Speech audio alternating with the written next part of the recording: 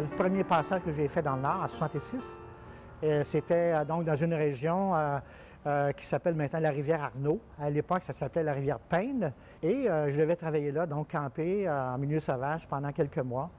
Donc, un milieu totalement différent de ce que j'avais connu auparavant. Et donc, ce fut vraiment tout à fait une révélation pour moi. Donc, probablement que c'est à partir de ce moment-là que j'ai décidé de continuer à travailler dans les régions nordiques du Québec.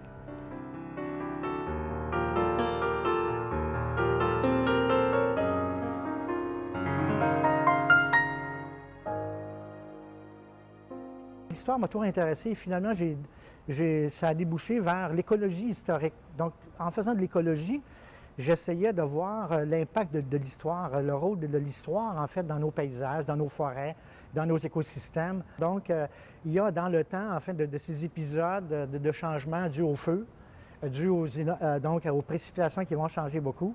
Donc, c'est des perturbations semblables qui sont importantes et qui expliquent en réalité ce qui se passe dans nos paysages. J'ai été membre du Centre d'études nordiques pendant 40 ans. Et le Centre d'études nordiques, vous savez, fête son 50e anniversaire cette année, qui a été fondé en 1961.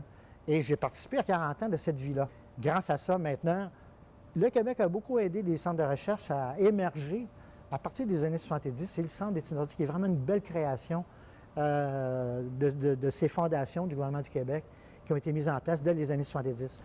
On travaille actuellement, j'ai une équipe multidisciplinaire qui travaille à la préparation d'une flore, comme celle que vous connaissez certainement, la flore de Marie-Victorin. L'année prochaine, dès la fin du printemps, on va publier le premier volume de la flore vasculaire, donc les plantes à fleurs, si vous voulez, et tout ça, du Québec nordique. Et donc ça sera donc une autre réalisation, c'est une réalisation qui me tient à cœur et que donc c'est peut-être la plus importante, certainement.